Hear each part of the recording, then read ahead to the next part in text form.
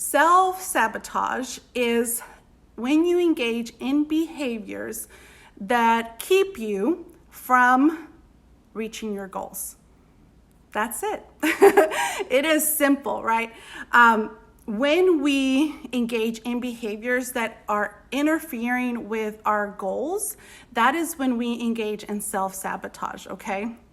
Now, here's the thing. If you are trying to lose weight, right? Self-sabotage looks like maybe the weekend comes and it's brunch and maybe I'll have a pancake, and then later you might have, dessert with the family. It's the weekend, let's celebrate. It's my birthday. I had a huge deal go on at work, whatever that is, right? But it sabotages your plan, okay? Another thing, let's say that you're trying to just work on personal development, right? Because maybe you are trying to just be kinder to yourself, and then you have a bad day or a long day, and you start to engage in that negative self-talk, okay? So again, we all have goals, and there's things that we engage, right? Behaviors that were keeping us from these goals. And the only way that we can end that self-sabotage is to really address those three things that I'm going to talk to you guys about. Okay, so I have 3 ways that you can stop that self-sabotage, okay? The first one is to accept your behavior. Okay, what I mean by this is that so many times we have excuses, okay? Excuses, and maybe we've used these excuses for a long time. Okay, we've used this excuse of like, oh, I'll start when it's a better time, or I'm too tired to do it today. Or again, we use holiday, right? Like, I know for me, the holidays is a perfect time for me to self-sabotage. It's Halloween. I guess I could have candy. I guess I can have this. I guess we just use it. Or, perfect thing on the holidays that I've used to sabotage. If you're trying to get out of debt, right, but it's the holidays, so you're just going to go on and just charge those cards up. That is self-sabotage in your finest, right? So the way we need to do it, and one of the things that I use for my clients is we have the excuse buster tool. We actually have this sheet that I work with my clients on, helping them identify what are the common excuses in your life that are going to keep you from the goal that we set. Okay, so accepting your behavior as self-sabotage versus understanding the excuse and accepting the excuse as truth. Okay, so we have to be accountable for our behavior. We have to really become aware. We cannot change something if we are not aware of it. Okay, so if you become aware of like, yeah, you know what, I do tend to self-sabotage, and this is the way I do it, then you're in a position of change. You can choose to not engage in those behaviors. Okay, is this making sense for you guys? I want to make sure that I'm providing value to you. So if this is making sense to you, again, give me a heart or a yes or something. I want to make sure that that this is relevant to you. So we have to, that's the first one, accept our behavior. The second one is we need to make sure to connect with our why. Okay, our why, right? When we want to change something, it usually comes from 2 places. It comes from the need to change. Maybe you went to the doctor and the doctor said, it is time for you to get your health in check.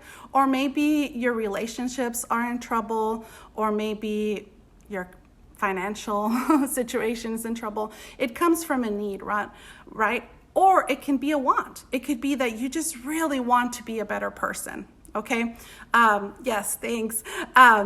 You just want to be a better person. You want to work on setting good boundaries for yourself. You want to end procrastination. You want to be on time. You want to end your irritable demeanor, right? Okay. So it comes from 2 places, need or want. Okay.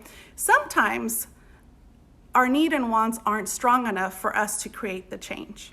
And that, I'll be honest with you, sometimes it's not, because if it was, we would all be changing, right? So this reminds me of the time when after I had my children, I gained, I think I've said this before in some other videos, I gained about 60 to 80 pounds with both of my kids. Yes, I gained some weight. So after, I would want to be thinner, right? I mean, that's just, give me a thumbs up if you have had that desire to be thinner. I know it is so common with us women. Okay, so I wanted to be thinner, and I would start with, a fad diet, right? I've done them all. You name a diet, I probably would have been on it. And I would start with the fad diet, and I would go all in. Like that first week, I would juice, I would cleanse, I would do all these crazy things. And then the weekend came, and you know what? Being thin was not that important when we could have nachos or pizza or anything. Oh, I'm seeing some thumbs up. Yes. So you know what I mean? Like, being thin was not enough. And sure enough, for years, I would go into this roller coaster of wanting to be thin, doing all the things, and then sabotaging my progress because my why was not strong enough. So let me tell you when that changed. I was in a training for a chronic condition. It was a chronic condition training. And I was staring, they had different slides. And one of the slides was 9 risk factors of diabetes, okay? And diabetes runs in my family. And I actually had gestational diabetes with both of my kids. And as I was looking through the slide deck, I had 7 of those 9 risk factors. 7 of those 9 risk factors. And it literally hit me like a ton of bricks. It really did. I don't know if that's the right impression. I always get the impressions wrong, the expressions wrong. Okay, anyway. So it literally was eye-opening for me because you know what? I don't want to have a chronic condition.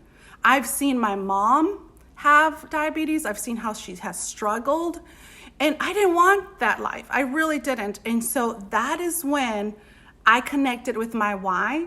And 8 years later, I am still on this health journey. I haven't quit. For the first time, this has been the first time in my adult life where I have stuck to something. And it is because my why is so strong. I want to be healthy.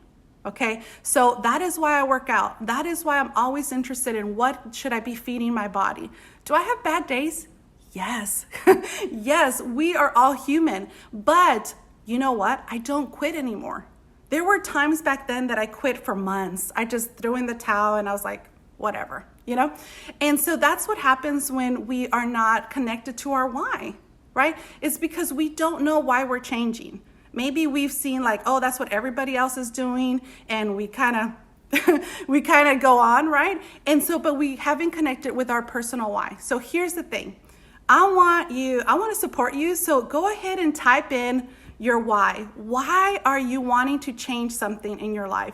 If you find yourself sabotaging a goal right now, I want you to type in here in your in the comments, why? What is your why? Why do you want to lose weight? Why do you want to get healthier? Why do you want a better marriage? Why do you want to be debt free? I want to support you and applaud your why. So type them in there. Okay. The third thing, okay, is start small, but stay consistent. Okay. So when we start something, a goal, right? We're super motivated, right? We are pumped up. Yes, I'm going to do it. And we're so prepared, right? And then the effort comes in. You know what? If you want to lose weight, you're going to have to make better choices. If you want a better relationship with your husband, you're going to have to be vulnerable. You're going to have to communicate. If you want to be debt free, guess what? You shouldn't be shopping just because, right? So the effort starts to come our way, and that is when people lose motivation, because the effort, the climb out of that hole is steep, okay? It's a big price to pay.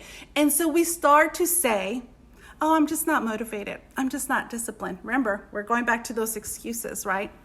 And so what I want to encourage you is if you have something you're wanting to achieve and you continue to self-sabotage, here's what I want you to do. I want you to set a small goal, something small that you can for sure stay consistent, okay? And I want you to really focus on the consistency of it, okay? So when I first started, I was actually working out twice a week for 20 minutes. But I stayed consistent for a month, and then I added another day, then I added more time, and the rest is history. So the main thing I want people to know is challenge yourself. Maybe say, I'm gonna be consistent for 7 days with this goal. Then go for 2 weeks, and then go for 30 days. And guess what? Before you know it, you'll look back and be like, wow, I've been consistent for 6 months. So start small, but stay consistent, okay? So let's review this. And while I review, I want you, if you have a question, I know there's a delay on Facebook, so if you have a question about these 3 things, type it in there and I can address it once I finish my review. So 3 things you can do today to stop your self-sabotage. Number 1 is accept your behavior. Take accountability for all those excuses that you're making, okay? Number 2 is connect with your why. Why do you want that change? Why? Not just because on the surface, okay? But what would it mean for you or your family if you actually were successful with this, okay? And number 3 is start small, but focus on consistency. Really focus on the consistency of what you're doing so that you can reach that goal, okay? So